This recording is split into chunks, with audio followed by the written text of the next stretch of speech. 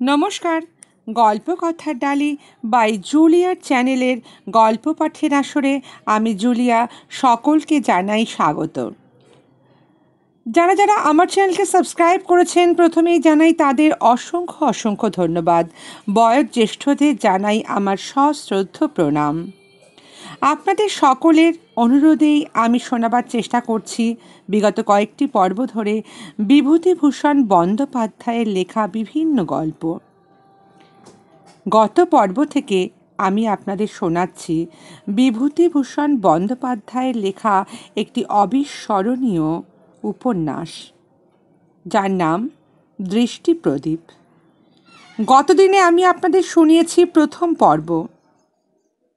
প্রথম পর্বে আপনারা শুনেছেন জিতু তার জ্যাঠাইমা জেঠুর সংসারে এসে তাদের বিভিন্ন নিয়মাবলীর মধ্যে এবং তাদের সংস্কারের মধ্যে থেকে কিভাবে ব্যতিব্যস্ত হয়ে পড়েছিল।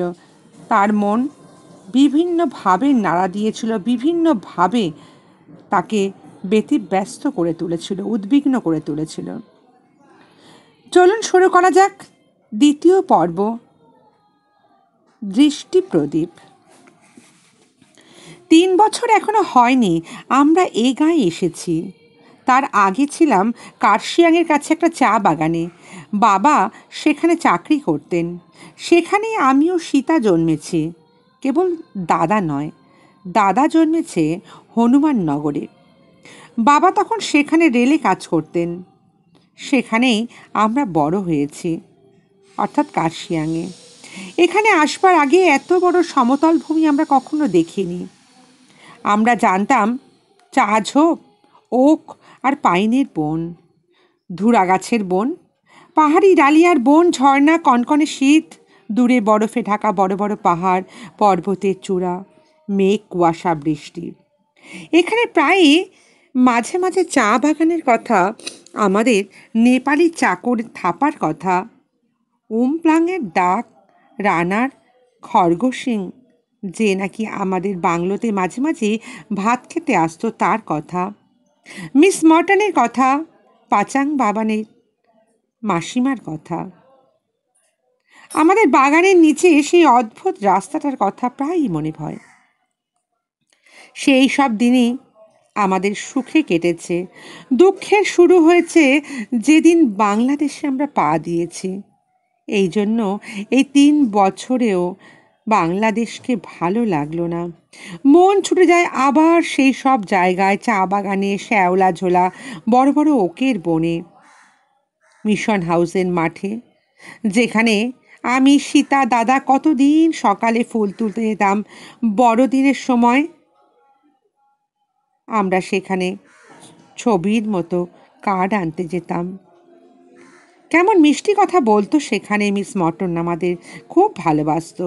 ভাবতে বসলে একটা দিনের কথা এমন চমৎকার মনে আসে কি বলবো।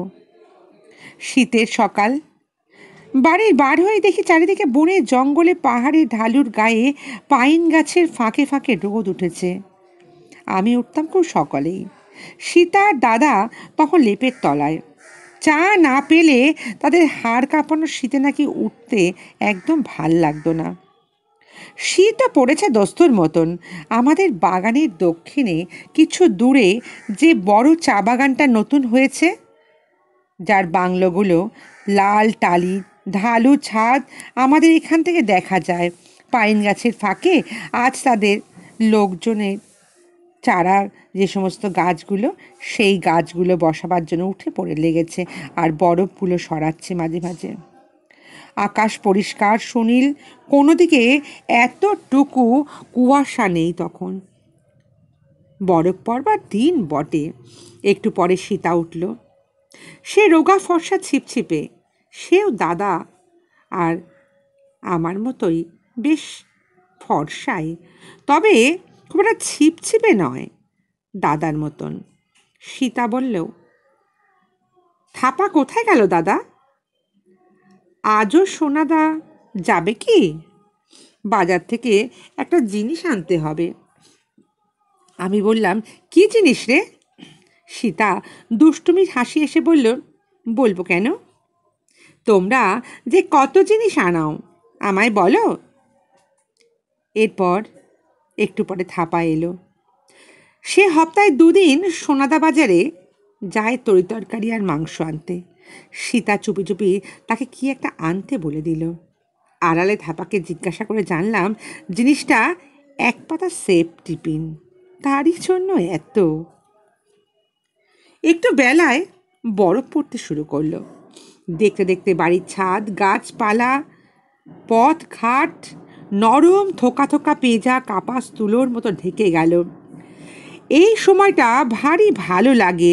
আগুনের আংটাতে গনগনে আগুন। হাড় কাঁপানো শীতের মধ্যে আগুনের চারিধারে বসে আমি, দাদা, সীতা লুডো খেলতে শুরু করে দিলাম। এই সময় বাবা এলেন অফিস থেকে। ম্যানেজারের কুটির পাশেই অফিস ঘর। আমাদের বাংলো থেকে প্রায় মাইল খানেক, কি হয়তো আরেকটু বেশি হবে। বাবা বেলা 11টার সময় ফিরে খাওয়া দাওয়া করে একটু বিশ্রাম করে 3টে আবার বেরিয়ে যেতেন। ওদিকে আবার রাত 8টা-9টায় ফেরেন। বাবা আমাদের সকলকে নিয়ে খেতে ভালোবাসতেন। সীতাকে ডেকে বললেন, খুকি, থাপাকে বলে দে নাইবার জন্য জল গরম করতে। আর তোরা সব আজ আমার সঙ্গে খাবি, বুঝলি? নিতুকে বলিস, নইলে সে আগেই খেয়ে নেবে। মা রান্নাঘরে ব্যস্ত ছিলেন। সীতা গিয়ে বলল, মা, দাদাকে আগে আজকে ভাত দিও না কিন্তু, আমরা সবাই একসঙ্গে বাবার সাথে খাবো, কেমন? বাবা বলেছে। সীতার কথা শেষ না হতেই দাদা গিয়ে রান্নাঘরে হাজির। দাদা খিদে মোটেই সহ্য করতে পারে না, তাই আমাদের সকলের আগে মা তাকে খেতে দিতেন। এদিকে আমাদের ভাই বোনের মধ্যে বাবা সকলের চেয়ে ভালোবাসতেন দাদাকে আর সীতাকে। দাদাকে খাওয়ার সময় কাছে বসে না খেতে দেখলে কেমন যেন নিরাশ হয়ে যেতেন, যেন অনেকক্ষণ ধরে যেটা চাইছিলেন সেটা হলো না। সীতা বলল, দাদা তুমি খেও না, বাবা আজ সকলকে নিয়ে খাবেন বলেছেন। বাবা চান করতে গেছেন, এক্ষুনি চলে আসবে। দাদা কড়া থেকে মাকে এক টুকরো মাংস তুলে দিতে বলল এবং গরম টুকরোটা মুখে পুড়ে দিয়ে আবার তক্ষুনি তাড়াতাড়ি বার হয়ে গেল। বার 2 ফোঁ দিয়ে নাচতে নাচতে মুখের মধ্যে পুড়ে দিল। দাদাকে আমরা সবাই ভালোবাসি। দাদা বয়সে সকলের চেয়ে বড় হলেও এখনও সকলের চেয়ে ছেলে মানুষ।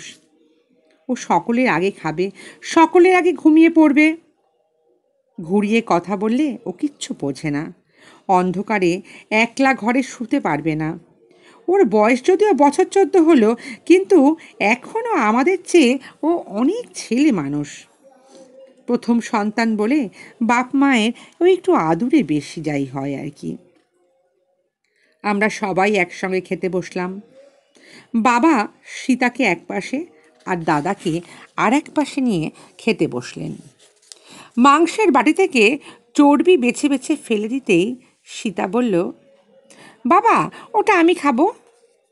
দাদা বলল, তুই সব খাস না, আমাকে 2খানা দে সীতা, বলে দিচ্ছি কিন্তু।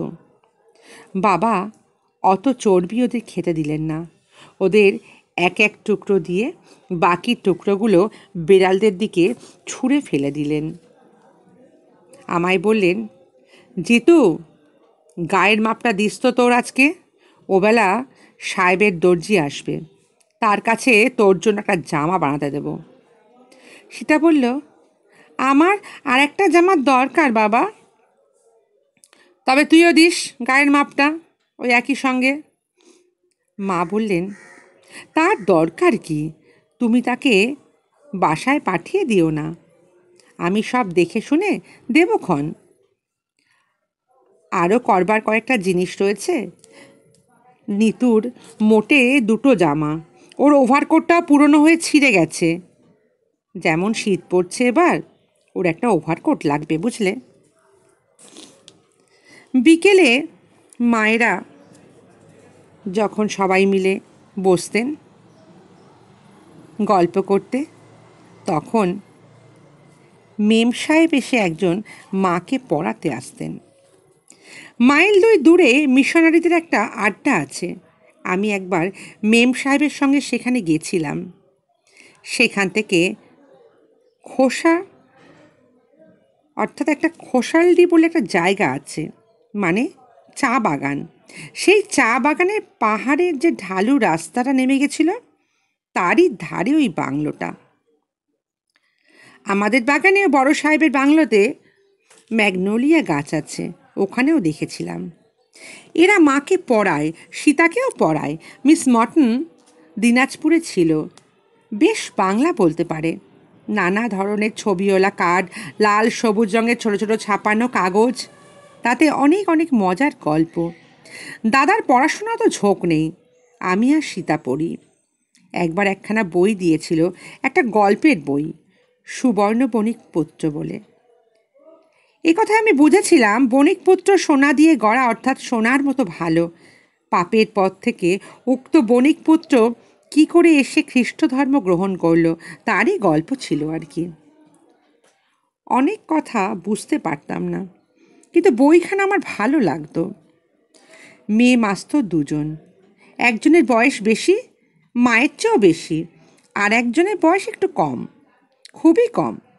অল্প বয়সী মেমটির নাম ছিল মিস মর্টন। একে আমার খুব ভালো লাগতো। নীল চোখ, সোনালি চুল। আমার কাছে মিস মর্টনের মুখ এত সুন্দর লাগতো, বারবার ওর মুখের দিকে আমি চেয়ে থাকতাম, ইচ্ছা করতো দেখতে। কিন্তু কেমন যেন লজ্জা হতো, ভালো করে চাইতে পারতাম না। অনেক সময় সে অন্যদিকে চোখ ফিরিয়ে থাকবার সময় লুকিয়ে এক চমক দেখে নিতাম। তখনই ভয় হতো, হয়তো সীতা দেখছে, সীতা হয়তো এ নিয়ে ঠাট্টা করবে। ওরা আসতো বুধবারে আর শনিবারে।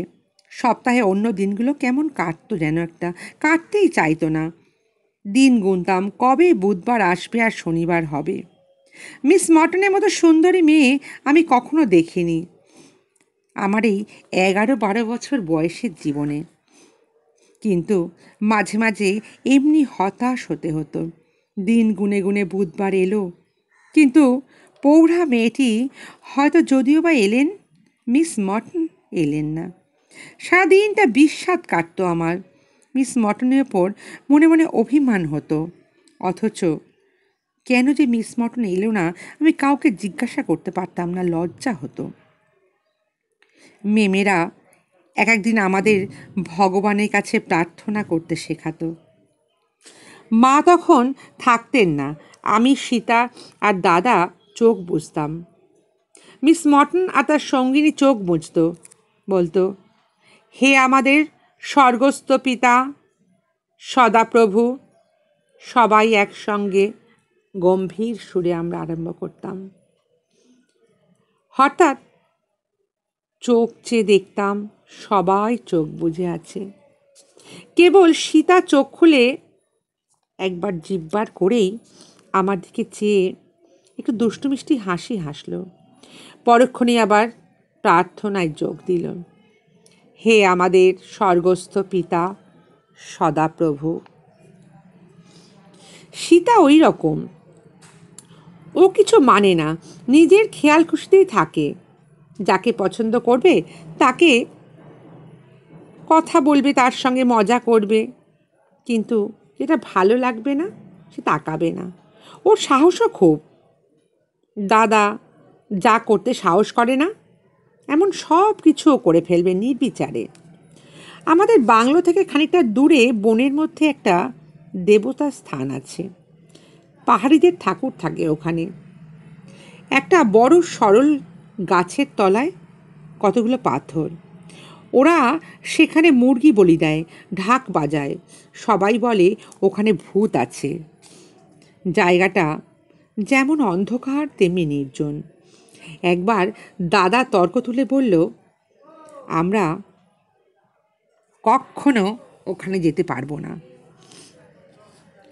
আমি ভেবে উত্তর দেওয়ার আগেই সীতা বলে উঠল, কেন কেন যাব না, চলো আমরা একাই যাব। কোনো উত্তর না দিয়েই দিল এক ছুট পাহাড়িদের সেই নির্জন ঠাকুরতলার দিকে। ও ওই রকমই মেজাজিও। মিস মর্টন সীতাকে খুব ভালোবাসে, মাঝে মাঝে সীতাকে সঙ্গে নিয়ে যায় ওদের মিশন বাড়িতে।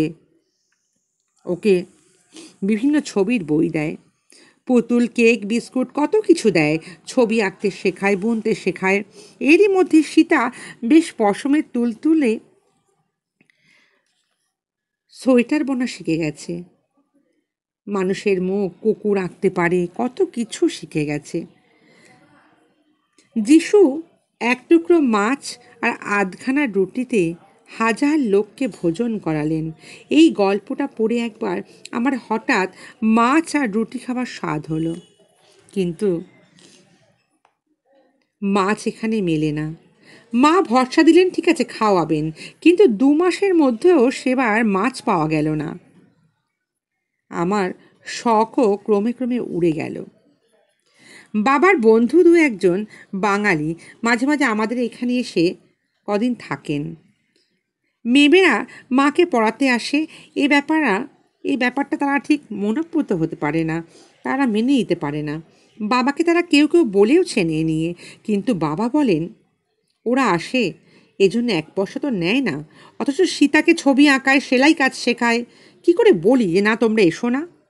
তাছাড়া ওরা এলে মেয়েদের সময়টা তো ভালোই কাটে। ওদের কেউ সঙ্গী নেই, এই নির্জন চা বাগানে এক পাশে তো এরা পড়ে আছে। একটা লোকেরও মুখ দেখতে পায় না, কথা বলার মানুষ পায় না। তা যদি ওরা আসে ক্ষতিটা কি? মায়ের মনের একটা গোপন ইচ্ছা ছিল, সেটা কিন্তু পূর্ণ হয়নি। বাবা অত্যন্ত মদ খেতেন এবং যেদিন খুব বেশি করে খেয়ে আসেন সেদিন আমাদের বাংলো ছেড়ে পালাতে হয়, নইলে সবাইকে অত্যন্ত মারধর করেন। এই সমস্ত তাকে মেনে নিতে হতো। সে সময় তাকে আমরা জমের মতো ভয় করতাম, এক সীতা ছাড়া। সীতা আমাদের মতো পালায় না, চা ঝোপের মধ্যে লুকিয়ে থাকতে চায় না।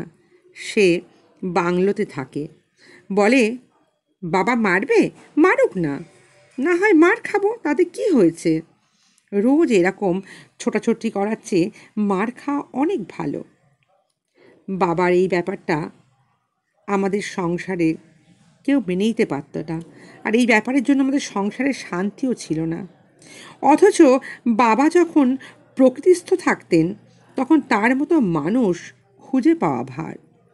এত শান্ত মেজাজ, যখন যা চাই তাই এনে দেন, কাছে ডেকে আদর করে নিয়ে খেলা করেন, বেড়াতে নিয়ে যান। কিন্তু মদ খেলেই একেবারে বদলে গিয়ে অন্য মূর্তি ধরেন। তখন বাংলো থেকে পালিয়ে যাওয়া ছাড়া আমাদের আর কোনো উপায় থাকে না। মার ইচ্ছা ছিল মেমেদের ধর্মের এই বই পড়ে যদি বাবার মতিগতি ফেরে। মেমেরা মদ্যপানের কুড়ুলের বর্ণনাসূচক ছোট ছোট বই এনে দিত। মা সেগুলো বাবার বিছানায় রেখে দিতেন। কে জানে বাবা পড়তেন কি না।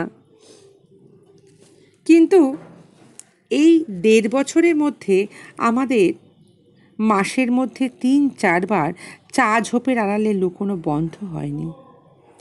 প্রায়ই আমি আর সীতা কাঠরোড ধরে বেড়াতে বেরোতাম। আমাদের বাগান থেকে মাইল 2 দূরে একটা ছোট ঘর আছে। আগে এখানে পোস্ট অফিস ছিল, এখন উঠে যাওয়াতে শুধু ঘরটা পড়ে আছে।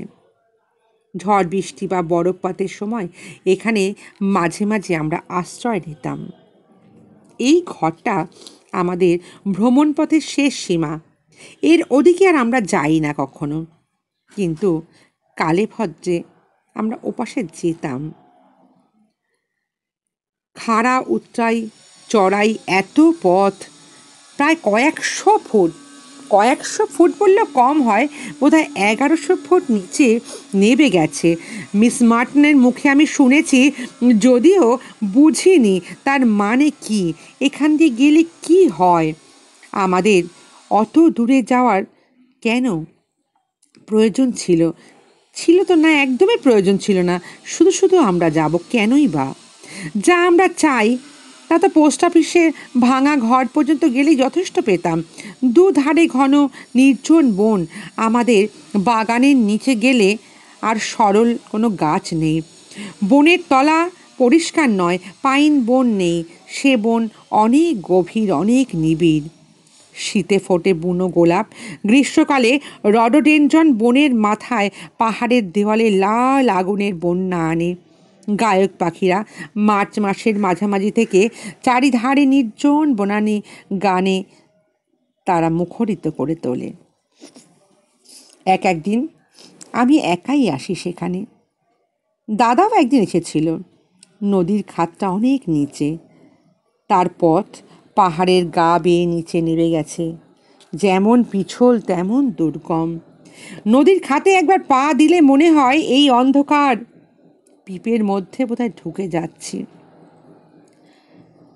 তারপর হঠাৎ সেখানে মেঘ করে আসে। মেঘের ওই খেলা দেখতে আমার বড় ভালো লাগে। নদীর খাতের ধারে একখানা শ্যাওলা ঢাকা ঠান্ডা পাথরের পর বসে ঘন্টার পর ঘন্টা উঁচু দিকে তাকিয়ে থাকতাম মেঘেদের দিকে। মাঝে মাঝে আমার কি একটা যেন ব্যাপার হতো। ওই রকম নির্জন জায়গায় কতবার আমি একটা জিনিস দেখেছি। হয়তো দুপুরে চা বাগানে কুলিরা কাজ সেরে সরল গাছের তলায় খেতে বসেছে। বাবা ম্যানেজারের বাংলোতে গেছেন, সীতা দাদা ঘুমোচ্ছে। আমি কাউকে না জানিয়ে চুপি চুপি বেরিয়ে কাট রোড ধরে অনেক দূর চলে যেতাম। আমাদের বাসা থেকে অনেক দূরে ওমপ্লাঙের সেই পোড়ো পোস্ট অফিস ছাড়িয়ে চলে যেতাম। পথ ক্রমে যত নিচে নেমেছে বন জঙ্গল ততই ঘন, ততই অন্ধকার, লতা পাতার জড়াজড়ি ততই বেশি। বেতের বন, বাঁশের বন শুরু হতো। ডালে ডালে পরগাছা, অর্কিড ততটাই ঘন। পাখি ডাকত। সেই রকম একটা নিস্তব্ধ স্থানে আমি একা গিয়ে বসতাম। চুপ করে বসে থাকতে থাকতে দেখেছি অনেক দূরে পাহাড়ের ওই বনানীর মাথায় নীল আকাশ পেয়ে যেন আর একটা পথ, আর একটা পাহাড় শ্রেণী, সব যেন মৃদু হলুদ রঙের কালো আলো দিয়ে তৈরি। সে অন্য দেশ। সেখানেও আমি গাছপালা, এমনকি ফুল ফুটে আছে হলুদ রঙের দেখেছি। আলোর বিশাল জ্যোতির্ময় পথটা ওই পৃথিবীর পর্বত শ্রেণীর ওপর দিয়ে শূন্যে ভেদ করে মেঘরাজের উপরে কোথায় যেন চলে গেল। দূরে আর একটা অজানা লোকালয়, বাড়িঘর, তাদের লোকজনও দেখেছি। তারা আমাদের মতো মানুষ না, তাদের মুখ ভালো করে দেখতে পেতাম না, কিন্তু তারাও আমাদের মতো ব্যস্ত। হলুদ রঙের পথটা তাদের যাতায়াতের পথ। ভালো করে চেয়ে চেয়ে দেখেছি সেসব পথ কিন্তু মেঘ নয়, মেঘের ওপর পাহাড় রঙের খেলায় ধাঁধা নয়। সেসব সত্যি আমাদের এই পৃথিবীর মতোই, তাদের বাড়িঘর, তাদের অধিবাসী, তাদের বন পর্বত সত্যি সত্যি আমাদের পৃথিবীর মতোই সব সত্যি। আমার চোখের ভুল যে নয় এ আমি মনে মনে বুঝতাম, কিন্তু কাউকে আমি বলতে সাহস পেতাম না। মাকে না, এমনকি সীতাকেও না। পাছে তারা হেসে ওঠে, সব উড়িয়ে দেয়। এই রকম একবার নয় কতবার দেখেছি। আগে আগে আমার মনে হতো আমি যেমন দেখি সবাই বোধহয় ওরকম দেখে, কিন্তু সেবার আমার ভুলটা ভেঙে যায়। আমি একদিন মাকে জিজ্ঞাসা করেছিলাম, আচ্ছা মা, পাহাড়ের ওদিকে আকাশের গায়ে ওসব কি দেখা যায়? মা বললেন, কোথায় রে? ওই যে ওই কাট রোডের ধারে বেড়াতে গিয়ে এক জায়গায় দেখেছিলাম, আমি বসেছিলাম খানিকক্ষণ, তাই দেখলাম আকাশের গায়ে একটা নদী। আমাদের মতো ছোট নদী নয়, সে বড় নদী, কত গাছপালা। দেখনি মা তুমি? ধুর পাগলা, ওটা তো মেঘ, বিকেলে ওরকম দেখায়। না মা না, মেঘ নয়, মেঘ আমি চিনি না, কি বলছো? ও আর একটা দেশের মতো দেশ, ওখানে অনেক লোকজন আছে, আমি স্পষ্ট দেখেছি। তুমি দেখনি কখনো? আমার ওসব দেখবার সময় নেই বুঝলি। ঘরকন্না করা অনেক কাজ করে, সেটাই সময় পাই না। নিতুটার আবার আজ পড়ে পা ভেঙে গেছে, আমার বসবার অবসর নেই বুঝলি।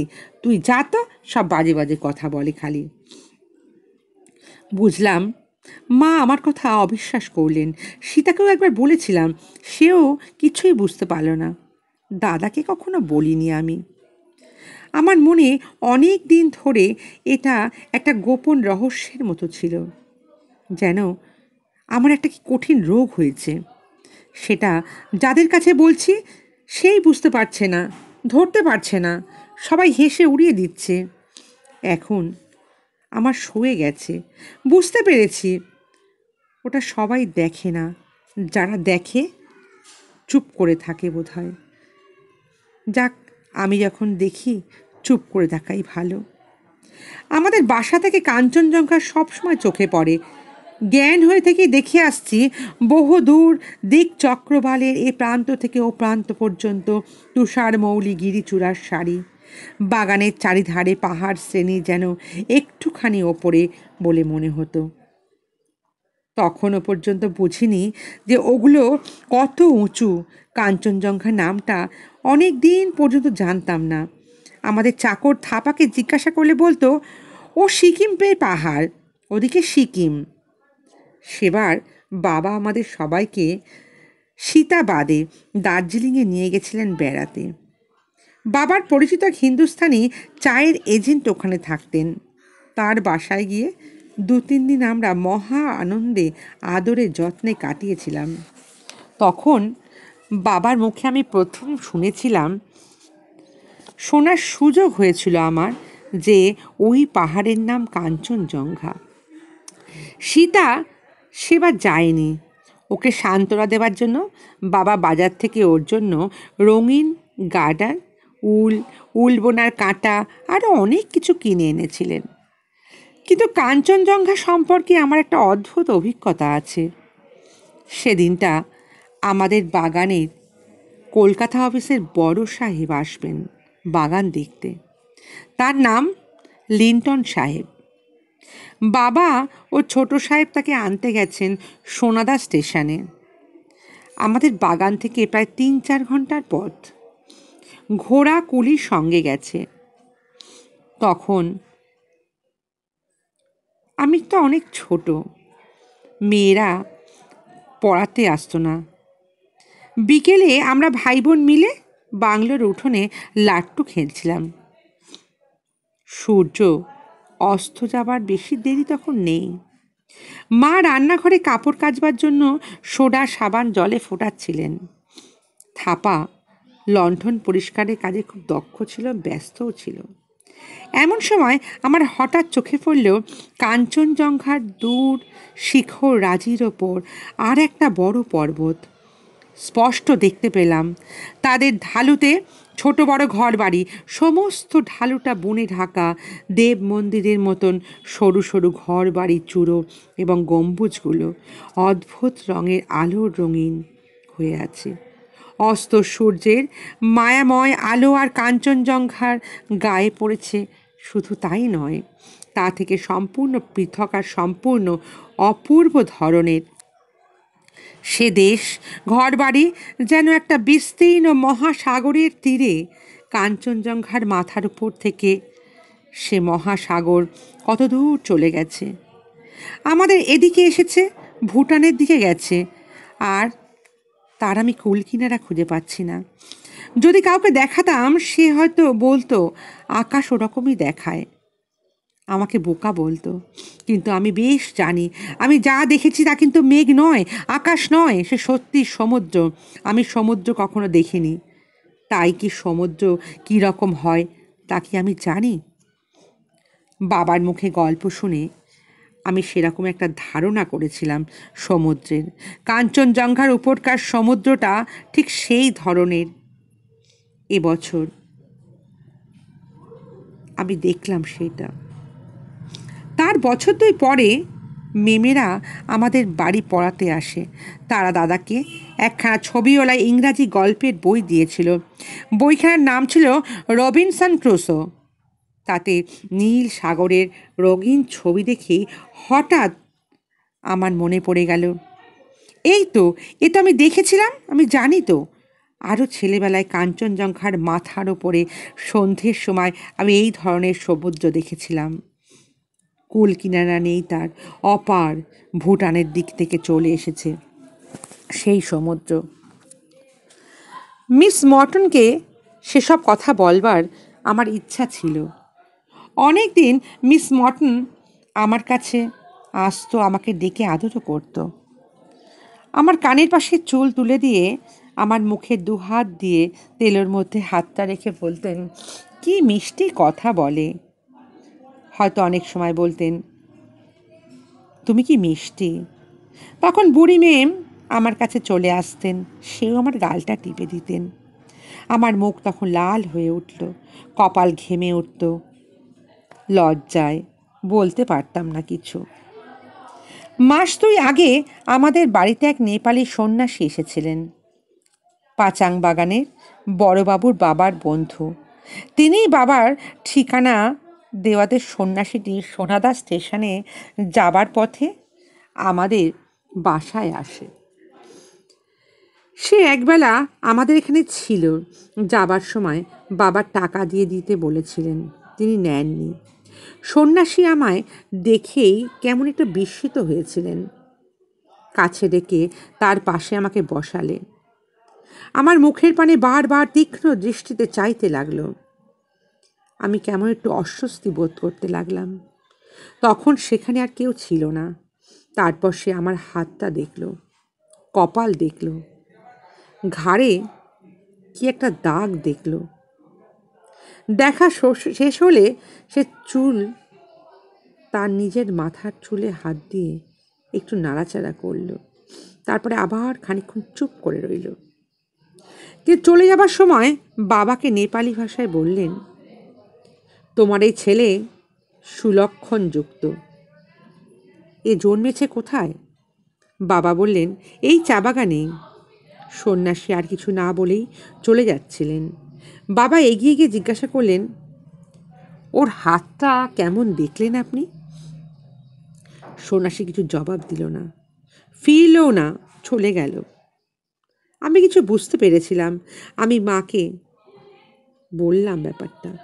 আমি মাঝে মাঝে নির্জনে যে নানা অদ্ভুত জিনিস দেখি, সন্ন্যাসী সেই সম্বন্ধেই বোধহয় বলেছিলেন।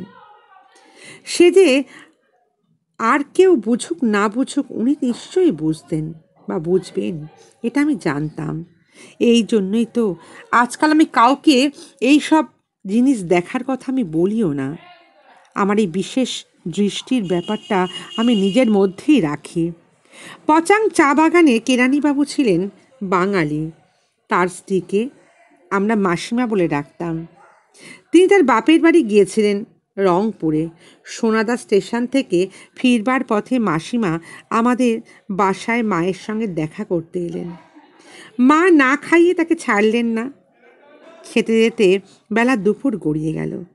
আমাদের বাসা থেকে পাচাং বাগান ছিল 3 মাইল দূরে।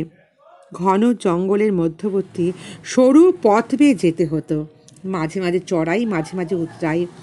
আমি সীতার দাদা ওদের সঙ্গে গিয়ে এগিয়ে দিয়ে এলাম।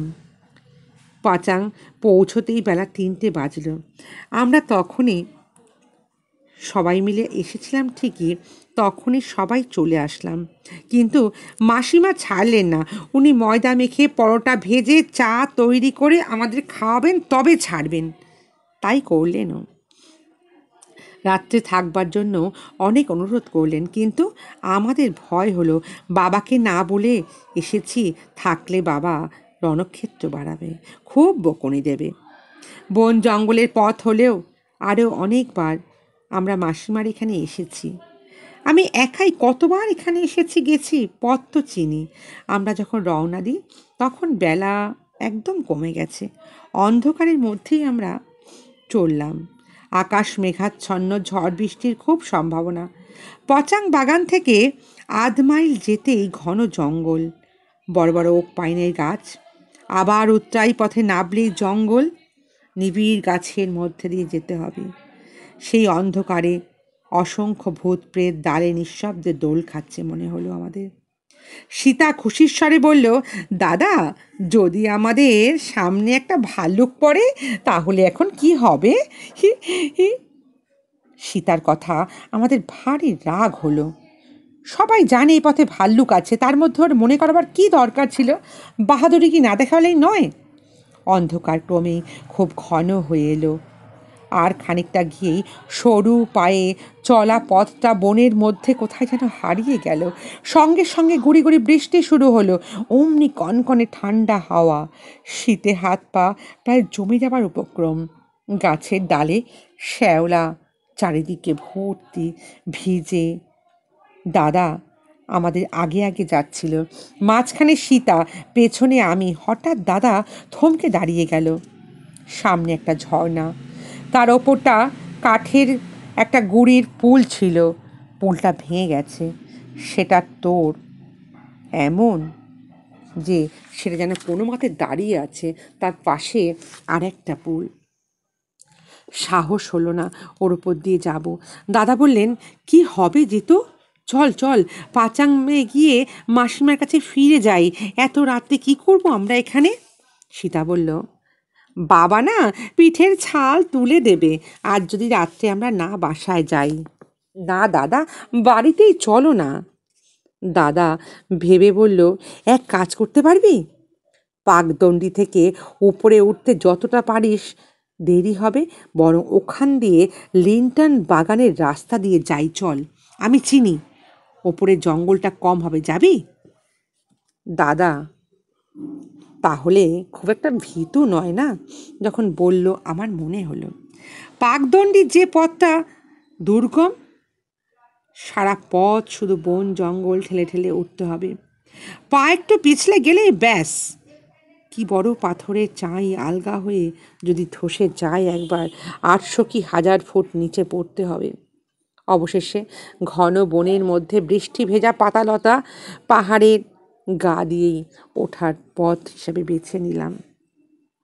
হঠাৎ একটা শব্দ শুনে আমার কেমন চমকে ওঠার মতো অবস্থা হলো। আমরা সবাই থমকে দাঁড়ালাম, সবাই চুপ করে গেলাম। আমরা বুঝতে পেরেছিলাম শব্দটা কিসের। ভয় আমাদের বুকে স্পন্দন বন্ধ হয়ে যাবার উপক্রম হলো। সীতাকে আমি জড়িয়ে ধরে বললাম, সীতা, এদিকে আয়। অন্ধকারে আমরা পিছু পিছু হাঁটছিলাম, কিচ্ছু দেখতে পাচ্ছিলাম না, কিন্তু আমরা জানতাম ভালুক যে পথে আসে সেই পথে ছোট ছোট গাছপালা ভাঙতে ভাঙতে আসে। এটা কোনো ভারী জানোয়ারের শব্দ মনে হলো আমার। নিশ্চয়ই তাই, না হলে না হলে তো এরকম শব্দ হবে না। আমরা কাঠের পুতুলের মতন দাঁড়িয়ে রইলাম একপাশে অন্ধকারে চুপ করে। কোনো নিঃশ্বাস ফেললাম না, নিঃশ্বাস আটকে দাঁড়িয়ে রইলাম। আমরা যেখানে দাঁড়িয়ে আছি সেখান থেকে 10 গজের মধ্যে একটা হাঁপানোর শব্দ এলো। মনে হলো যেন কোনো জন্তু যাচ্ছে। বুঝতে পারলাম ওটা ভাল্লুকই হবে। একটু পরেই আর ওই স্তূপটাকে দেখতে পেলাম না। তখন মনে হলো যেন সে বোধহয় চলে গেছে, কিন্তু মিনিট খানেকের জন্য। একটু পরেই আবার যেন একটা শব্দ পেলাম। তারপর 1/2 মাইল চলে আসবার পর ওমপ্লাঙের বাজার। এই বাজারে অমৃত সাউয়ের মিঠাইয়ের দোকান আছে। আমরা সেখানে মাঝে মাঝেই যেতাম। জানি দাদা তার দোকানটা চিনত। দৌড়ে গিয়ে দরজায় ধাক্কা দিয়ে চিৎকার করে বলল, আমরা এসেছি, দরজা খোলো। ও আমাদের দেখে অবাক হয়ে গেল। আমাদের তাড়াতাড়ি ঘরের মধ্যে নিয়ে গিয়ে আগুনের চারিধারে বসিয়ে দিল। আগুনে কাঠটা বেশি করে দিয়ে দিল। পেতলের লোটায় চায়ের জল বসালো। রাত তখন 10টার কম নয়। আমরা বাসায় ফিরবার জন্য ব্যাকুল হয়ে পড়েছি। বললাম, আমরা কিচ্ছু খাবো না, আমরা এবার যাই। অমৃত সাউ এবার আমাদের ছেড়ে দিল না। বলল, না, একা তোমাদের পাঠাবো না। রাত প্রায় 11:30টার সময় বাগানে ফিরে এসে দেখি সেখানে হই হই কাণ্ড। বাবা তখনও বাসায় ফেরেনি। তিনি সেদিন খুব মদ খেয়েছিলেন, ফেরেননি। তার উপর আমরাও ফিরিনি। মা পাচাঙে লোক পাঠিয়েছিলেন। সেই লোক ফিরে এসে বলেছে, ছেলেমেয়েরা তো সন্ধ্যের আগেই সেখান থেকে বেরিয়ে পড়েছে। এদিকে নাকি খুব বড় ঝড় হয়েছে। আমরা আরও উঁচুতে থাকবার জন্য ঝড়টা বুঝতে পারিনি। নিচে নাকি অনেক গাছপালা ভেঙে পড়েছিল। এই সব ব্যাপারে মা ব্যস্ত হয়ে সাহেবের বাংলোয় খবর পাঠান। ছোট সাহেব চারিধারে আমাদের খুঁজতে লোক পাঠিয়ে দেন। মা ততক্ষণ কাঁদেনি যতক্ষণ আমরা ফিরিনি। আমাদের দেখেই জড়িয়ে ধরে হাউমাউ করে কেঁদে উঠলেন। সে এক কি অঘটন ব্যাপার। কিন্তু পরদিন যে ঘটনা ঘটল তা আরও গুরুতর। পরের দিন কী ঘটনা ঘটল জানতে হলে অবশ্যই শুনতে হবে এর পরবর্তী পর্ব। তবে আজকের পর্ব, দ্বিতীয় পর্ব শেষ করার আগে একটা কথা বলি, যারা এখনও আমার গল্পকথার ডালি পরিবারের সদস্য হননি তারা একটা সাবস্ক্রাইব লাইকের মাধ্যমে আমার গল্পকথার ডালি পরিবারের সদস্য হবেন। আর যদি আমার গল্পটা ভালো লাগে তাহলে প্রতিবারের মতো লাইক শেয়ার কমেন্ট করবেন। আপনাদের সকলে ভালো লাগাতেই আমার সার্থকতা। আজ তাহলে এইটুকুই। খুব তাড়াতাড়ি নিয়ে আসবো আগামী পর্ব। সকলে ভালো থাকবেন, সুস্থ থাকবেন।